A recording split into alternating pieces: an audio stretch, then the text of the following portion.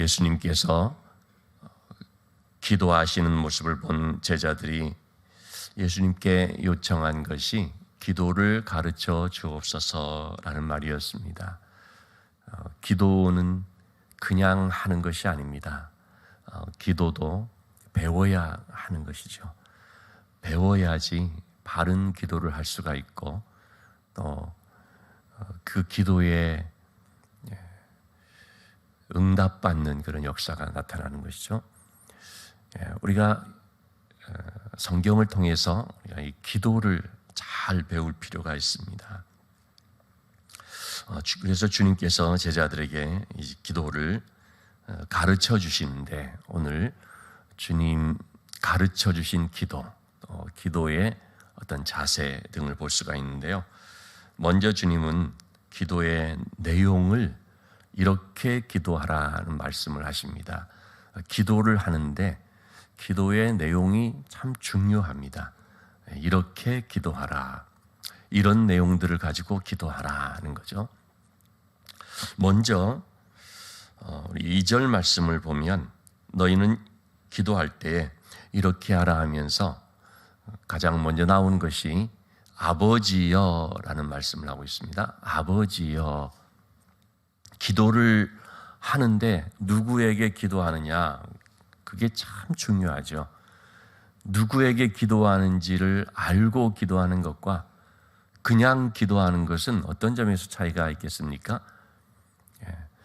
내가 기도하는 그 대상을 바르게 알고 기도한다는 것은 그분과의 관계 속에서, 그분과의 만남 속에서 이제 기도하는 것이죠.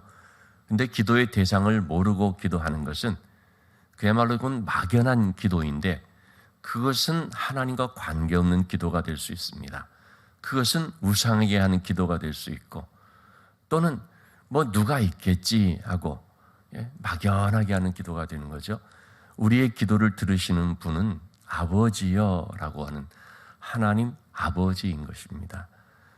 하나님과 우리의 관계는 아버지와 자녀의 관계입니다. 기도에 있어서 우리가 참 아버지에게 자녀가 요청하는 기도를 한다는 이것을 잘 안다는 것이 우리에게는 매우 의미 있는 것입니다. 여러분, 종이 주인에게 말하는 것하고요, 자녀가 아버지에게 말하는 것은 완전히 다른 것입니다. 아버지는 뒤에서 나오지만 자녀라는 이 관계 때문에 들어주거든요. 자녀가 떡을 달라고 하는데 돌을 줄 수 있는 아버지가 없고 생선을 달라고 하는데 뱀을 주고 전갈을 주는 그런 아버지가 없는 것처럼 우리가 하나님 앞에 기도하는데 우리의 기도를 들으시는 하나님은 우리의 아버지라는 것을 알고서 하는 기도와 그렇지 않은 것은 믿음에 있어서 완전히 차이가 있는 것이죠. 하나님을 나의 아버지로 믿는 믿음으로 하는 그 기도가 하나님이 들으시고 응답하시는 기도가 되는 것이지, 하나님이 어떤 분인지를 알지 못하고 그냥 열심히 기도하면 된다, 지성이면 감천이다, 그런 거는 하나님께는 통하지 않습니다. 성경은 그런 열심히 기도하면 들어준다라고 말하지 않습니다. 믿음의 기도를 하나님이 응답해 주신다고 말하죠. 그래서 우리는 항상 우리의 기도를 들으시는 분은 하나님 아버지시다라는 걸 늘 기억해야 됩니다. 모든 좋은 것을 자녀에게 줄 수 있는 아버지, 그분이 바로 우리 하나님이다 하는 것을 잘 알아야 한다는 것입니다. 이렇게 우리가 아버지에게 기도하는데 먼저 기도할 것이 뭐냐면요, 아버지의 이름이 거룩히 여김을 받는 것입니다. 거룩히 여김을 받는다는 것이 뭡니까? 거룩하다라는 것은 구별된 것을 말합니다. 이름이라고 하는 것은 존재를 말합니다. 하나님은 이렇게 이 세상에서 완전히 구별된, 하나님은 특별히 영광받을 분이다 하는 이걸 알고 우리가 기도를 하는데, 그래서 먼저 우리의 기도 속에는 하나님께서 이 땅 가운데서 영광 받으시기를 위해서 기도해야 됩니다. 우리의 삶을 통해서 하나님이 영광 받으시기를 기도해야 되고, 내 삶의 자리에서 또는 내 어떤 직장 생활 통해서 또는 내 교회 생활을 통해서 하나님께서 영광 받으시기를 기도해야 되는 것이죠. 이렇게 우리가 하나님 앞에 기도하는 믿음의 기도가 바로 아버지 이름이 거룩히 여김을 받으시오며 하는 기도가 되겠습니다. 그리고 이어서 나오는 기도는 나라가 임하옵시며 하는 기도입니다. 하나님의 통치가 임하도록 기도하는 것입니다. 하나님의 통치가 누구에게 먼저 임해야 됩니까? 나에게 먼저 임해야 되죠. 나라가 임하옵시면 먼저 나로부터 시작이 돼야 됩니다. 내 삶에서 하나님의 나라가 임하지 못하면 그럼 어디에 하나님 나라가 임할 수가 있겠습니까? 내 삶에 하나님 나라가 임한다는 것은 내가 하나님의 통치를 받는 것을 말하죠. 내가 먼저 하나님의 말씀에 순종하는 것을 말합니다. 다른 사람에게는 하나님의 나라가 임하고 하나님의 통치가 임하기를 바라면서 내 삶에는 그렇지 않기를 바란다면 그건 정말 모순 아니겠습니까? 다른 사람은 하나님께 순종하기를 바라면서 나는 좀 그렇지 않고자 한다면 그거 정말 잘못된 거죠. 하나님의 통치가 임하려면 내가 하나님 말씀에 순종해야 되거든요. 하나님께 대한 이 기도가 이루어지려면요, 내 안에서 먼저 하나님께 대한 순종이 이루어져야 하는 것을 보게 됩니다. 그래서 하나님께서 통치하시는 삶이 되도록, 믿지 않는 영혼들에게는 먼저 구원의 역사가 임하도록 우리가 그렇게 이제 기도를 해야 되는 것입니다. 이어서 나오는 기도가 일용할 양식을 주옵시고라는 기도인데요. 일용할 양식, 우리는 이 말씀 속에서 두 가지를 한번 생각했으면 좋겠습니다. 첫째는 이 일용할 양식이라는 것은 필요를 말하는 것이죠. 꼭 써야 되는, 꼭 있어야 되는 나에게 필요한 것. 그래서 하나님은 내 필요를 공급해 주시는 분이라는 것을 알고 우리는 내게 있어서 필요한 것을 꼭 하나님 앞에 구할 필요가 있습니다. 물질적이고 또는 내 욕심을 따라서 구하지 말라 그래서 이런 것도 구하면 안 되는가 보다 하고 생각하면 안 되죠. 일용할 양식을 구하라. 물질이 필요하면 우리가 필요한 것이니까 물질을 구할 수 있고, 건강이 필요할 때 건강을 구할 수가 있고, 재능이 또 필요하면 재능을 구할 수가 있고, 어떤 사람이 필요하면 사람을 또 구할 수가 있고요. 우리는 일용할 양식이라고 하는 내 삶에 있어서 필요한 것 구할 필요가 있습니다. 그런데 여기에 또 한 가지 의미를 우리가 생각한다면 일용할 양식이라고 하는 말이 주는 게 뭡니까? 바로 그날 그날의 양식이죠. 일용할 양식. 이것을 잘 말해주는 것이 바로 만나의 사건이라고 할 수 있겠습니다. 광야에서 백성들이 만나를 먹습니다. 정말 필요한 양식이죠. 하나님이 그 양식을 내려주시는데 문제는 그것이 일용할 양식이었다는 것이죠. 그날 먹는 양식입니다. 이틀치를 걷어와서 다음 날도 먹어보려고 하지만 어떻습니까? 다음 날 되면 그건 이미 상해버립니다. 그날 먹고 끝내고 다음 날은 또 다음 날 가서 걷어와야 되는 것입니다. 하나님께서 우리에게 일용할 양식이라고 할 때는 필요한 양식인데, 근데 우리가 참 사람이 욕심이 많아서요, 일용할 양식이 아닌데요, 과도한 양식으로서 구할 때가 많이 있다는 거죠. 욕심으로 구해져 버리는 것입니다. 그러니까 일용할 양식을 넘어서면 그 다음부터는 욕심으로 구하는 것이 되어버립니다. 충분히 지금 있거든요. 그런데도 이 정욕 때문에, 그 욕심 때문에, 혹은 아직 나에게 주어진 것이 아닌데 남의 것을 탐내어서 하나님 그것도 주십시오, 이만큼 주십시오. 우리가 그렇게 기도할 때가 있는 거죠. 여러분, 우리는 기도하지만 분량을 정해서 주시는 분은 하나님이십니다. 하나님께서 보실 때 이 정도 필요하겠다 하시고 하나님의 주권으로 주시는 것입니다. 그래서 우리는 우리에게 주어진 것을 나에게 필요한 정도로 주셨구나 라고 믿음으로 영접하면 됩니다. 시편 16편에서 다윗이 고백한 것처럼 하나님이 내게 줄로 재어준 구역은 아름다운 곳에 있으며, 하나님께서 지금 나에게 주신 것은 나에게 가장 알맞게 주어진 것이다 라는 것을 고백하는 거죠.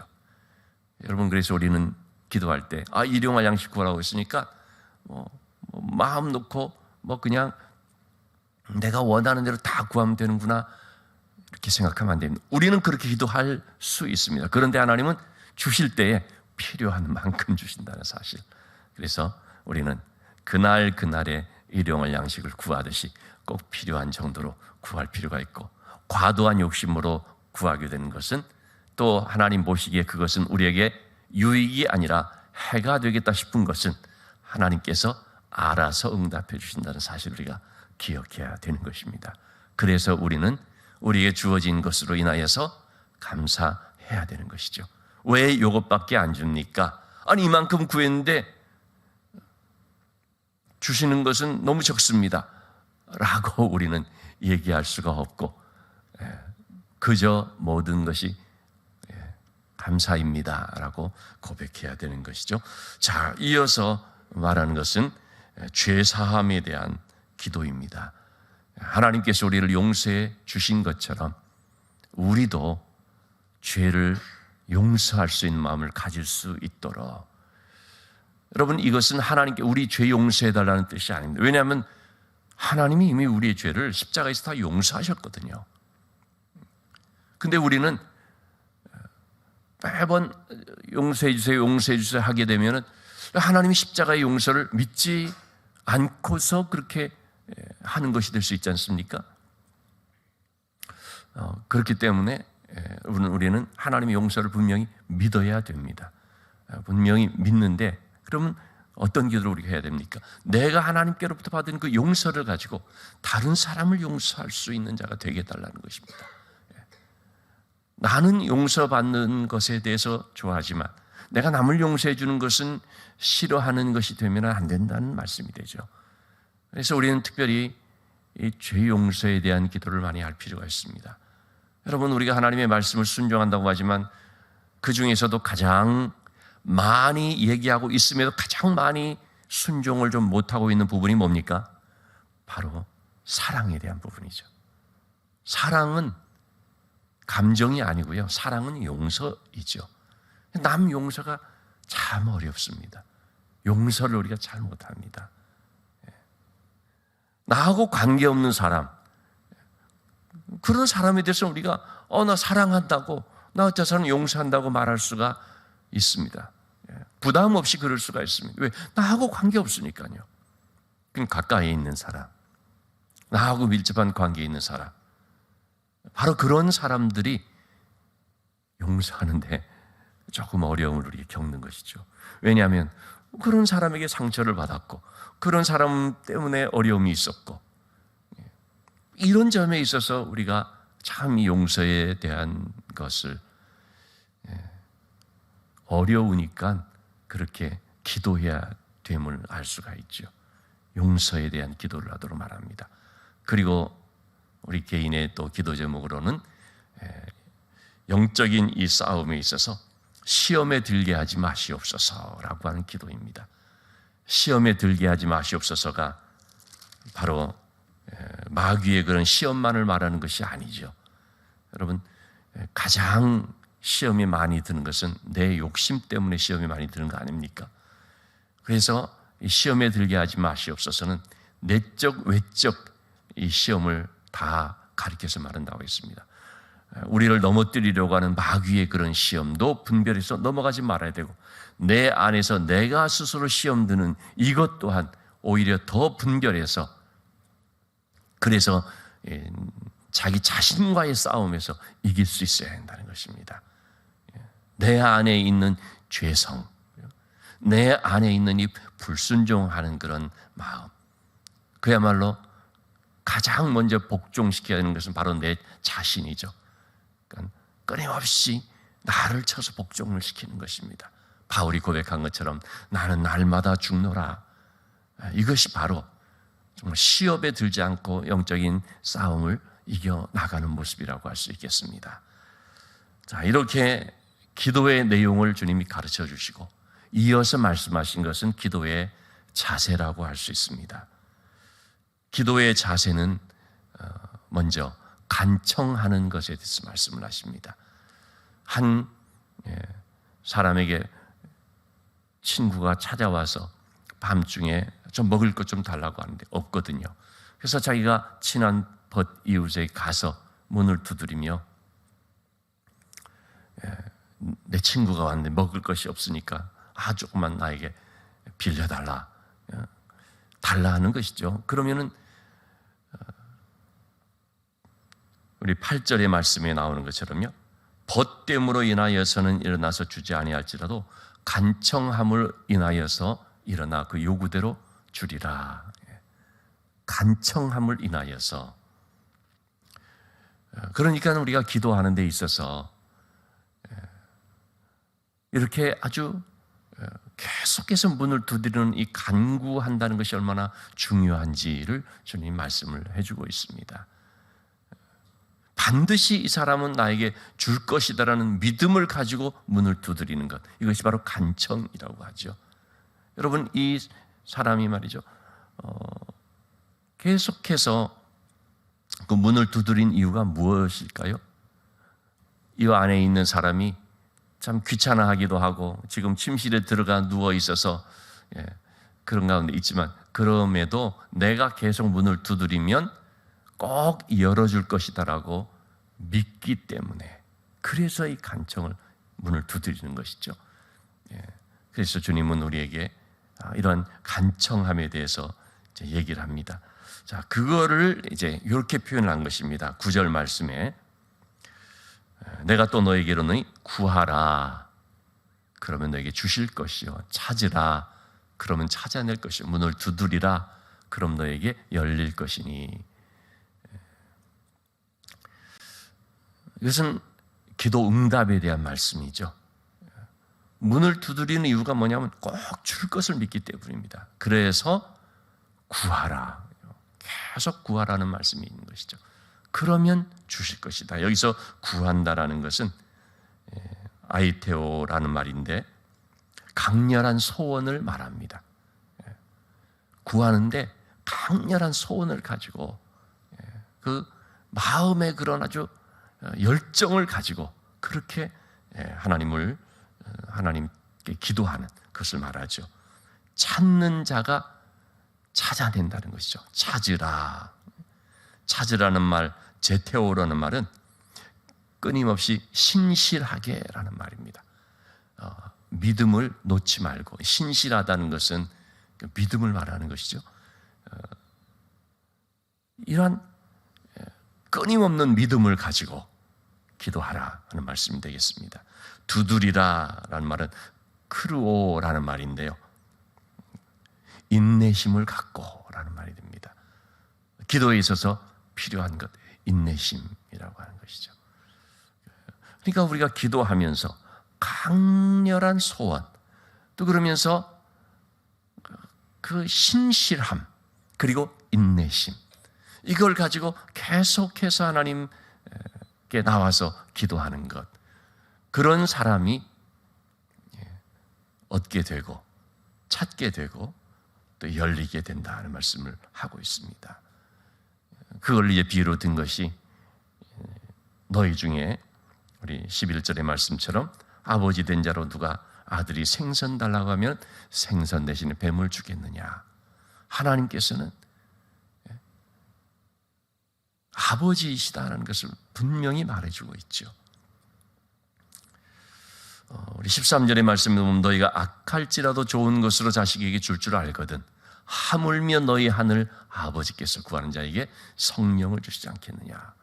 여러분, 반드시 하나님께서는 우리에게 응답해 주신다는 사실 이렇게 말해주고 있습니다. 세상의 아버지에 좀 빗대어서 말하죠.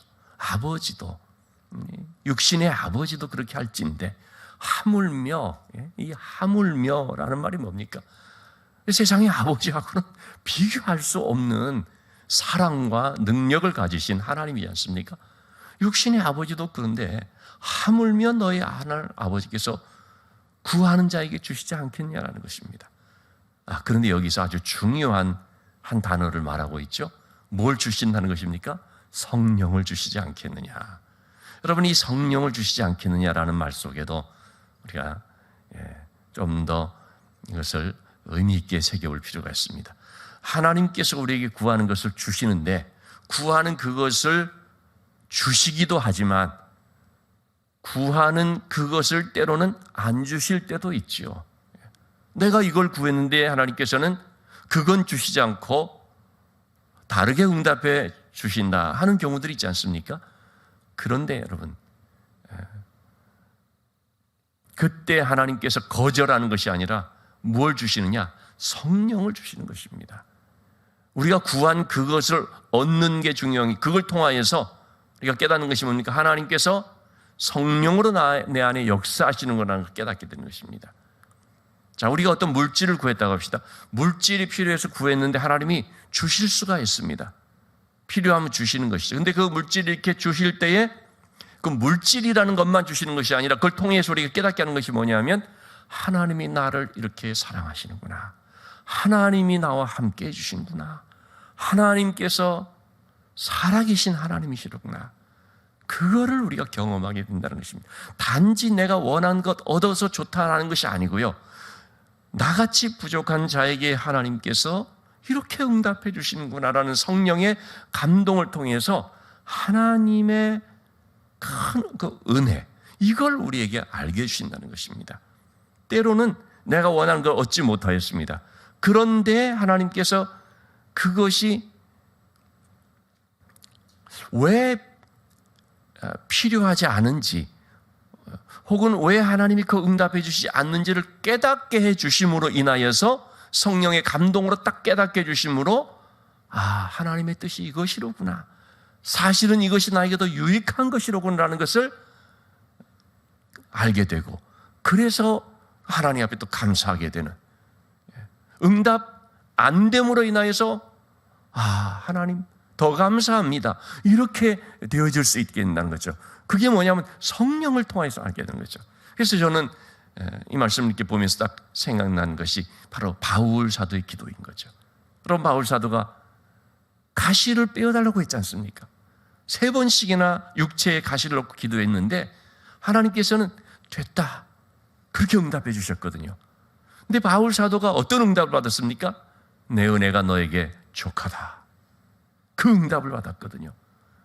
그 지금에 있는 모습이 오히려 더 은혜다라는 것을 깊이 깨달은 거죠.